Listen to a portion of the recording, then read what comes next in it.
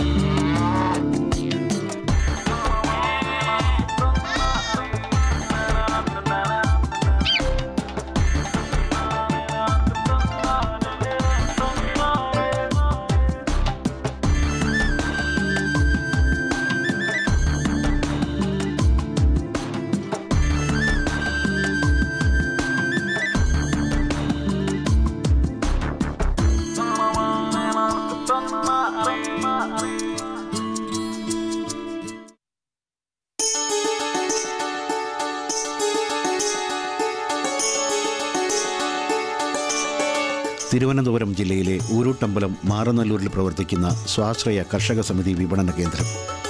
3 പഞ്ചായത്തുകളെ ബന്ധപ്പെടുത്തി പ്രവർത്തിക്കുന്ന 22-ൽ പരം സ്വാശ്രയ കർഷക ഗ്രൂപ്പുകളിലെ 600-ലേറെ വരുന്ന കർഷകർ അംഗങ്ങളായുള്ള ഈ കർഷക സമിതിയുടെ സംഭരണ വിപണന കേന്ദ്രത്തിൽ തിങ്കൾ, ബുധൻ, ശനി ദിവസങ്ങളിൽ എത്തിച്ചേരുന്ന വിവിധതരം വാഴക്കുലകൾ, പച്ചക്കറി ഇനങ്ങൾ, കിഴങ്ങ് വർഗ്ഗങ്ങൾ തുടങ്ങിയവ ഒരു വിസ്മയ കാഴ്ച തന്നെ സൃഷ്ടിക്കുന്നു.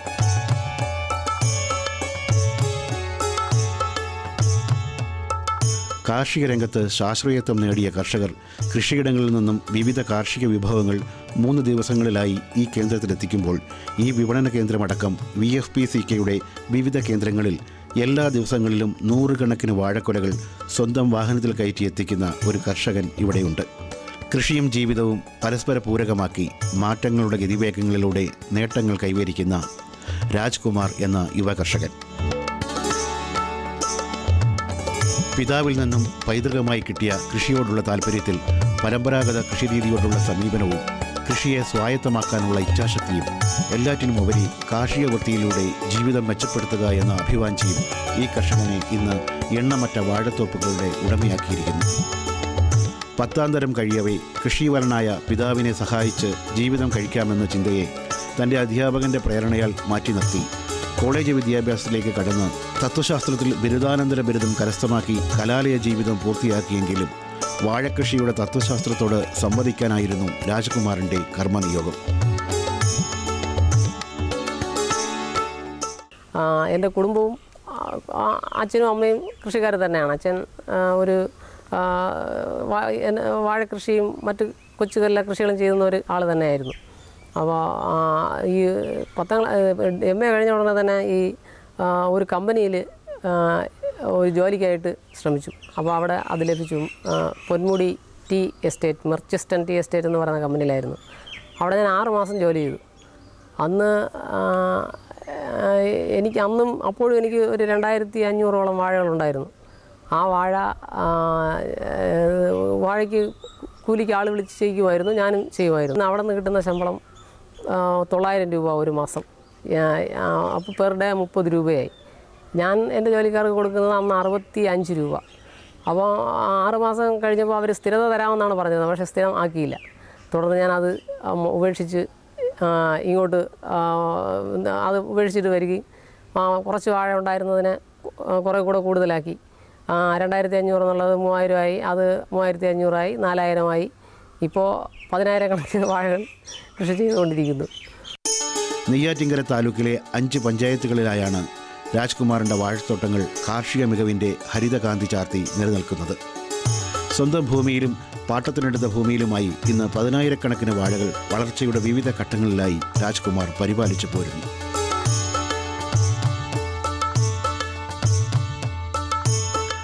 പാളയംകോടൻ, രസകദളി, കപ്പ എന്നീ വാഴയിനങ്ങൾക്കൊപ്പം രാജ്കുമാർ ഏറ്റവും കൂടുതൽ കൃഷി ചെയ്യുന്നത് ഏത്തൻ അഥവാ നേന്ത്രവാഴകളാണ്. ഓരോ വർഷവും 2500-ലേറെ വാഴക്കുലകൾ രാജ്കുമാറിൻ്റെ വാഴത്തോട്ടങ്ങളിൽ ഉൽപ്പാദിപ്പിക്കപ്പെടുന്നു. എല്ലാം പാട്ടത്തിനെടുത്ത ഇടമാണ്. വളരെ കുറച്ച് മാത്രമേ സ്വന്തമായിട്ട് ഉള്ളൂ. 1 ഏക്കർ എന്ന് പറയുന്നത് 100 സെൻറ്റാണ്. അതിന് ഏകദേശം ഇന്ന് 30,000 രൂപ വരെ പാട്ടം കൊടുക്കേണ്ടതുണ്ട് ഒരു വർഷത്തേക്ക്. അങ്ങനെ പാട്ടത്തിനെടുത്താണ് ചെയ്യുന്നത്. പിന്നെ അതിനനുസരിച്ചുള്ള ജോലിക്കാരും ഉണ്ട്. ജോലിക്കാർക്ക് 6 സ്ഥിരം ജോലിക്കാർ നിലവിലുണ്ട്.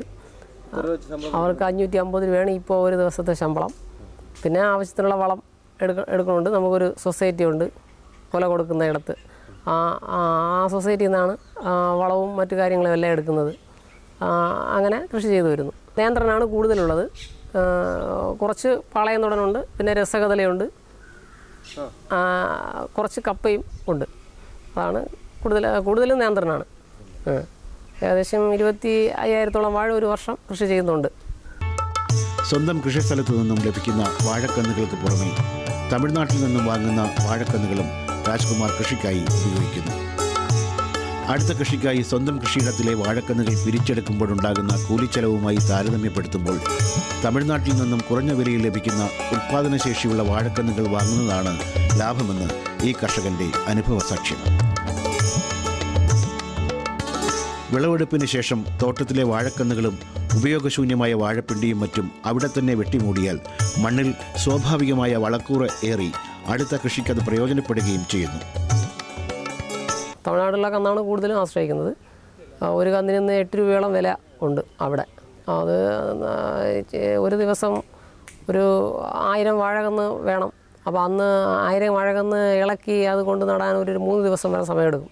അതൊഴിവാക്കാൻ വേണ്ടി ഈ വാങ്ങാൻ പോയാൽ അന്ന് തന്നെ സാധനം കിട്ടും, അന്ന് തന്നെ നടുകയും ചെയ്യാം. അപ്പോൾ ജോലി കുറച്ചുകൂടെ ഫാസ്റ്റായിട്ട് നടക്കും.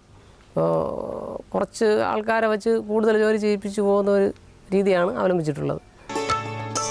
കിളച്ച് മണ്ണൊരുക്കിയ ശേഷം 2x2 മീറ്റർ അകലത്തിൽ കുഴിയെടുത്താണ് നേന്ത്രവാഴകൾ നടുക. 3.5 മീറ്റർ അകലത്തിൽ കപ്പ തുടങ്ങിയ മറ്റ് വാഴകളും നടുന്നു. വാഴകളുടെ വളർച്ചയിലെ ഉയരവും ഇലകളുടെ വിസ്തൃതിയും കുഴികളുടെ അകലങ്ങൾക്ക് അടിസ്ഥാനമാകുന്നു. വയൽ നന്നായിട്ട് കിളച്ചൊരുക്കി 2 മീറ്റർ അകലത്തിൽ പണകൾ കോരി 2 അതാണ് അകലം ഞങ്ങൾ പാലിക്കുന്നത്. ആ അകലത്തിലാണ് വാഴ നടാറുള്ളത്. നേന്ത്രവാഴയ്ക്കാണ് ആ അകലം. പാളയംതോടനാണെങ്കിൽ അല്പം കൂടെ കൂടുതൽ നീളവും വീതിയും ഉപയോഗിക്കും. മറ്റുള്ള വാഴകൾക്ക് അങ്ങനെ തന്നെയാണ്. കപ്പയാണെങ്കിൽ ഒരു 3.5 മീറ്ററോളം അകലം ഇടയകലത്തിലാണ് നടുന്നത്. നെയ്യാർ ജലസേചന പദ്ധതിയുടെ പ്രയോജനം 5 പഞ്ചായത്തുകളിലായി കിടക്കുന്ന രാജ്കുമാറിൻ്റെ വാഴത്തോട്ടങ്ങൾക്ക് പ്രയോജനപ്പെടുന്നുണ്ടെങ്കിലും തോട്ടം നനയ്ക്കത് പൂർണ്ണ പരിഹാരമാകുന്നില്ല. അതുകൊണ്ട് തന്നെ മഴയെ ആശ്രയിച്ചുള്ള ജലസേചനത്തിന് രാജ്കുമാർ പ്രാധാന്യം നൽകുന്നു. വാഴത്തോട്ടങ്ങളുടെ ചുറ്റിലും ഇടയിലുമായി ചാലുകൾ കീറി ജലം നിറച്ച് നനയ്ക്കായി ഉപയോഗിക്കുന്നു. കൂടുതലും മഴയെ ആശ്രയിച്ചാണ് കൃഷി ചെയ്യുന്നത്. പിന്നെ നെയ്യാർ ഇറിഗേഷൻ പ്രോജക്റ്റിൻ്റെ വെള്ളവും നമുക്ക് ലഭിക്കാറുണ്ട്. അതും ഉപയോഗപ്പെടുത്തുന്നുണ്ട്. എല്ലാ ഇലകളിലും അത് ലഭിക്കില്ല. അവിടെ മഴയെ തന്നെ ആശ്രയം. അപ്പോൾ അങ്ങനെയുള്ള ഭാഗത്ത് വേനൽ വരുമ്പോൾ ഭയങ്കരമായിട്ട് നല്ല നഷ്ടം വരുന്നുണ്ട്.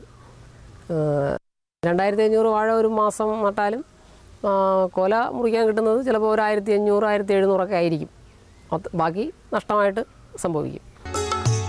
ചാണകം, കോഴിക്കാഷ്ടം തുടങ്ങിയവ അടങ്ങുന്ന ജൈവവളങ്ങളുടെ പ്രയോഗ രീതിക്ക് രാജ്കുമാർ പ്രാമുഖ്യം നൽകുന്നുണ്ടെങ്കിലും 8-8-16 മിശ്രിതം, പൊട്ടാഷ്, യൂറിയ എന്നീ രാസവളങ്ങളും ചെറിയ തോതിൽ വാഴകൾക്ക് നൽകിപ്പോരുന്നു. ജൈവവളവും രാസവളവുമാണ് ഉപയോഗിക്കുന്നത്. ഞാനിപ്പോൾ കൂടുതലും തമിഴ്നാട്ടിൽ നിന്ന് ലഭിക്കുന്ന കോഴിവളം അതാണ് ഉപയോഗിക്കുന്നത് ജൈവവളമായിട്ട്. പിന്നെ ചാണകവും വളരെ കുറച്ച് മാത്രമേ ഉപയോഗിക്കാറുള്ളൂ. ഇന്നത്തെ ലേബറൊക്കെ വളരെ കൂടുതലാണ്. ചാണകം കോരുന്നതിനൊക്കെ ഭയങ്കര ചാണകത്തിന് വില കുറവും അത് ട്രാൻസ്പോർട്ട് ചെയ്യും. അതിൻ്റെ ലേബറും വളരെ കൂടുതലായതുകൊണ്ട് അത് വളരെ കുറച്ചിട്ട് കൂടുതലും കോഴിവളം ജൈവവളമായിട്ട്. പിന്നെ രാസവളം ഉപയോഗിക്കുന്നുണ്ട്. രാസവളം കൂടുതലും വാഴയ്ക്കുള്ള മിക്സറുണ്ട്, 8-8-16 മിശ്രിതം, അത് ഉപയോഗിക്കുന്നുണ്ട്. പൊട്ടാഷ് ഉപയോഗിക്കും, യൂറിയ ഉപയോഗിക്കും.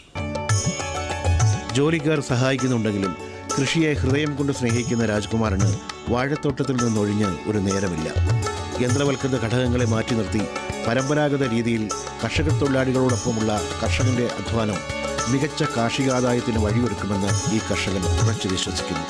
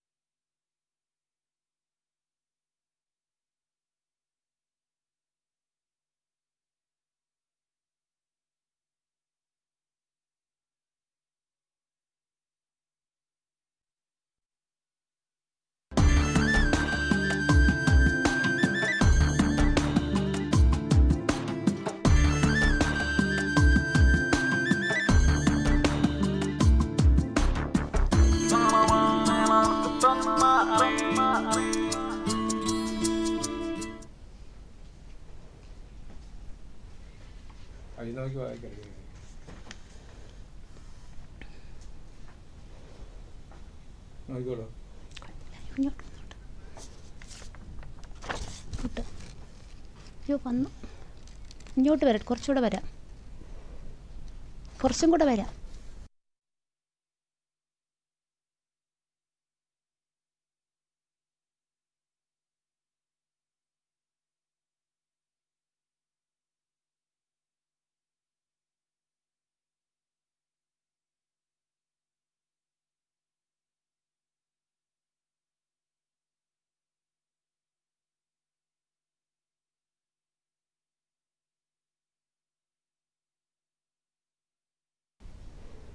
നമസ്കാരം. ദൂരദർശൻ കാർഷിക വാർത്തകളിലേക്ക് സ്വാഗതം. പ്രധാന വാർത്തകൾ. ഗ്രാമീണ കണ്ടുപിടുത്തങ്ങൾക്ക് അവാർഡ്. നേക്കഡ് നെക്ക് ഫ്രീസൽ കോഴികൾ വിതരണത്തിന്. കോഴമേഖല സാങ്കേതിക പരിശീലന കേന്ദ്രത്തിൽ വിവിധ വിഷയങ്ങളിൽ പരിശീലനം.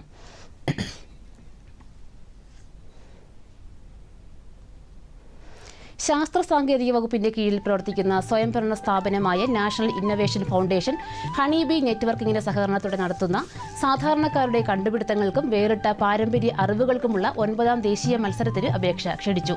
ഗ്രാമീണ നഗര മേഖലകളിലെ വ്യക്തികൾ, കർഷകർ, കൈത്തൊഴിലിൽ ഏർപ്പെട്ടിരിക്കുന്നവർ, വർക്ക്ഷോപ്പ് മെക്കാനിക്കുകൾ, ചേരി നിവാസികൾ, സ്ത്രീകൾ, നാട്ടുകൂട്ടങ്ങൾ, മത്സ്യബന്ധനവുമായി ബന്ധപ്പെട്ട തൊഴിലാളികൾ എന്നിവർക്ക് അപേക്ഷിക്കാം. കാർഷികേതര പ്രവർത്തനങ്ങൾക്ക് ഉപയുക്തമായ യന്ത്രങ്ങൾ, സസ്യ ഇനങ്ങൾ, സസ്യങ്ങളുടെ വിവിധ ഉപയോഗം, മൃഗപരിശീലനം എന്നിവയിൽ ഏതുമാകാം. സാമ്പത്തിക സാങ്കേതിക സഹായം കൂടാതെ വികസിപ്പിച്ച വ്യാകരണം കണ്ടുപിടുത്തങ്ങൾ. 10,000 രൂപ മുതൽ 7.5 ലക്ഷം രൂപ വരെയുള്ള അവാർഡുകൾ വിവിധ ഇനങ്ങളിൽ നൽകും. അപേക്ഷകൾ 2015 മാർച്ച് 31 നാഷണൽ ഇന്നൊവേഷൻ ഫൗണ്ടേഷനിലേക്ക് അയച്ചു കൊടുക്കാം. വിലാസം: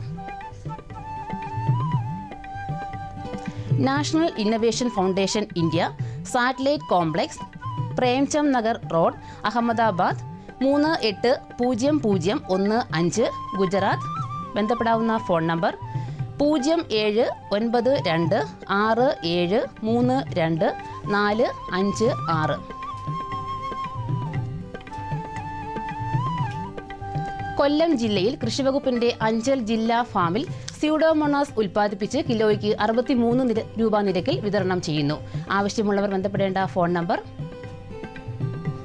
0475227047.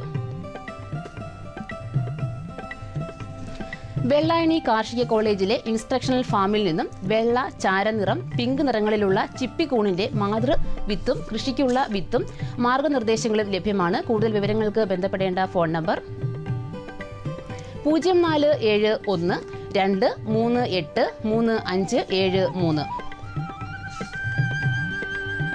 വെറ്റിനറി സർവകലാശാലയുടെ പൗൾട്രി ഉന്നത പഠന കേന്ദ്രത്തിൽ നിന്നും നേക്കഡ് നെക്ക് ഫ്രീസിൽ ഇനത്തിലുള്ള കോഴികൾ വിതരണത്തിന് തയ്യാറായി. പ്രകൃതിദത്ത ജനുസുകളിൽ നിന്നും സർവകലാശാല വികസിപ്പിച്ച ഒരു ദിവസം പ്രായമായ കോഴികളാണ് വിതരണത്തിന് ഉള്ളത്. താല്പര്യമുള്ളവർ ഇനി പറയുന്ന ഫോൺ നമ്പറിൽ ബന്ധപ്പെടുക. 9440968555. കേരള ഫിഷറീസ് വകുപ്പിന്റെ വർക്കല ഓടയം ഹാച്ചറിയിൽ നിന്ന് പീനിയസ് മോണോഡോൺ ഇനത്തിൽപ്പെട്ട കടൽ ചെമ്മീൻ കുഞ്ഞുങ്ങൾ വിൽപ്പനയ്ക്ക് തയ്യാറായി. രോഗനിർണയ പരിശോധനകൾ കഴിഞ്ഞ ചെമ്മീൻ കുഞ്ഞുങ്ങൾക്ക് 45 പൈസയാണ് വില. കൂടുതൽ വിവരങ്ങൾക്ക് ബന്ധപ്പെടാവുന്ന ഫോൺ നമ്പർ 9447900128. ഹൈടെക് ഫാമിംഗ്, തുറസായ സ്ഥലത്തെ സൂക്ഷ്മ കൃഷി, ജൈവ കൃഷി എന്നിങ്ങനെയുള്ള വിഷയങ്ങളിൽ കർഷകർക്കായുള്ള പരിശീലനം ഏപ്രിൽ 15 മുതൽ കോട്ടയത്തുള്ള കോഴമേഖല സാങ്കേതിക പരിശീലന കേന്ദ്രത്തിൽ സംഘടിപ്പിക്കുന്നു. താല്പര്യമുള്ള കർഷകർ ഇനി പറയുന്ന ഫോൺ നമ്പറിൽ ബന്ധപ്പെടുക. 0482 2231351. ചെങ്ങന്നൂർ സെൻട്രൽ ഹാച്ചറിയുടെ കീഴിൽ പ്രവർത്തിക്കുന്ന ട്രെയിനിംഗ് ഇൻസ്റ്റിറ്റ്യൂട്ടിന്റെ ആഭിമുഖ്യത്തിൽ കർഷകർക്കായി ഈ മാസം 7-ാം തീയതി കാട വളർത്തലിൽ ഒരു ദിവസത്തെ പരിശീലനം സംഘടിപ്പിക്കുന്നു. താല്പര്യമുള്ളവർ മുൻകൂട്ടി പേര് രജിസ്റ്റർ ചെയ്യണം. തികച്ചും സൗജന്യമായ പരിശീലനത്തിന് ശേഷം പരിശീലന സർട്ടിഫിക്കറ്റും നൽകുന്നതാണ്. കൂടുതൽ വിവരങ്ങൾക്കും രജിസ്ട്രേഷനും ബന്ധപ്പെടേണ്ട ഫോൺ നമ്പർ 0479 2457778. ഇനി കമ്പോള നിലവാരം. വെളിച്ചെണ്ണ കൊച്ചി 13,000 രൂപ, വെളിച്ചെണ്ണ കോഴിക്കോട് 13,700 രൂപ, വെളിച്ചെണ്ണ തൃശൂർ 13,000, കൊപ്ര കൊച്ചി 9,200 രൂപ, കൊപ്ര കോഴിക്കോട് 9,250 രൂപ, കൊപ്ര തൃശൂർ 9,000 രൂപ, കുരുമുളക് അൺഗാർബിൾഡ് 51,600 രൂപ, കുരുമുളക് ഗാർബിൾഡ് 53,600 രൂപ, ചുക്ക് മീഡിയം 24,500 രൂപ, ചുക്ക് ബെസ്റ്റ് 25,500 രൂപ, മഞ്ഞൾ സേലം 7,200 രൂപ, മഞ്ഞൾ ഈറോഡ് 7,500 രൂപ, അടയ്ക്ക പുതിയത് 15,000 രൂപ, കൊച്ചി റബ്ബർ RSS 5 ഗ്രേഡ് 14,450 രൂപ, റബ്ബർ RSS 4 ഗ്രേഡ് 14,850 രൂപ, കോട്ടയം റബ്ബർ RSS 5 ഗ്രേഡ് 14,500 രൂപ, റബ്ബർ RSS 4 14,900 രൂപ. കമ്പോള നിലവാരം കൊച്ചി. വെളിച്ചെണ്ണ 13,000 രൂപ, ഏപ്രിൽ അവധി 12,800 രൂപ, മെയ് അവധി 11,970 രൂപ, ജൂൺ അവധി 11,580 രൂപ, ജൂലൈ അവധി 11,575 രൂപ, കൊപ്ര 8,960 രൂപ, പിണ്ണാക്ക് എക്സ്പെല്ലർ 2,950 രൂപ, പിണ്ണാക്ക് റോട്ടറി 3,000 രൂപ, കുരുമുളക് അൺഗാർബിൾഡ് 51,600 രൂപ, പിണ്ണാക്ക് റോട്ടറി 3,000 രൂപ, കുരുമുളക് ഗാർബിൾഡ് 53,600 രൂപ, കുരുമുളക് അൺഗാർബിൾഡ് 51,600 രൂപ, ചുക്ക് മീഡിയം 24,500 രൂപ, ചുക്ക് ബെസ്റ്റ് 25,500 രൂപ, മഞ്ഞൾ നാടൻ 6,200 രൂപ, അടയ്ക്ക പുതിയത് 15,000 രൂപ, ജാതിക്ക തൊണ്ടൻ 340 രൂപ, ജാതിക്ക തൊണ്ടില്ലാത്തത് 630 രൂപ, ജാതിപത്രി 800 രൂപ, ഗ്രാമ്പു 950 രൂപ,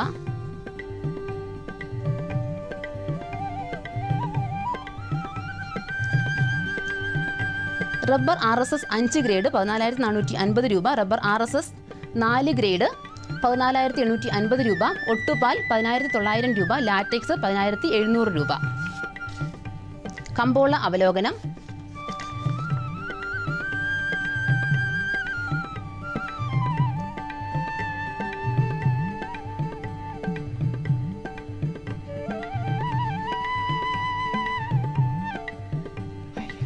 പുതിയ സാമ്പത്തിക വർഷം പിറന്നതോടെ കാർഷിക കേരളം ഏറെ പ്രതീക്ഷകളോടെ ഉൽപ്പന്ന വിപണിയെ വീക്ഷിക്കുന്നു. പണത്തിനുള്ള ഞെരുക്കം മാറുന്നതോടെ വാങ്ങലുകാർ വില ഉയർത്തി ഉൽപ്പന്നങ്ങൾ സംഭരിച്ചു തുടങ്ങും. വിപണിയിൽ ചുക്ക് ഇന്ന് താരമായി. ചരിത്രത്തിൽ ആദ്യമായി ചുക്കുവില 1,00,000 രൂപയ്ക്ക് മുകളിലെത്തി. മികച്ച ഇനം ചുക്കുവില 25,500 രൂപ. നാളികേര ഉൽപ്പന്നങ്ങൾ അതിശക്തമായ നിലയിൽ. വ്യവസായികൾക്ക് കൊപ്രയുടെ ലഭ്യത ഉറപ്പുവരുത്താനായില്ല. കൊച്ചിയിലും തൃശൂരും വെളിച്ചെണ്ണ 13,000-ലും കോഴിക്കോട് 13,700-ലേക്കും കയറി റെക്കോർഡായി. കാർഷിക മേഖലകളിൽ നിന്ന് ചെറിയ അളവിൽ വിൽപ്പനയ്ക്ക് എത്തിയ ലാറ്റക്സ് വ്യവസായികൾ കിലോ 107 രൂപയ്ക്ക് എടുത്തു. 4ാം ഗ്രേഡിന്റെ വില 149 രൂപ. കാലാവസ്ഥ. കണ്ണൂർ കൂടിയ താപനില 35.2 ഡിഗ്രി സെൽഷ്യസ്, കുറഞ്ഞ താപനില 27 degree Celsius. Kozhikode 36.1, 27.5. Kochi 34.4, 28. Alappuzha 34.1, 29. Punalur 39.2, 24.5. Thiruvananthapuram 34.4, 26.4 degree Celsius.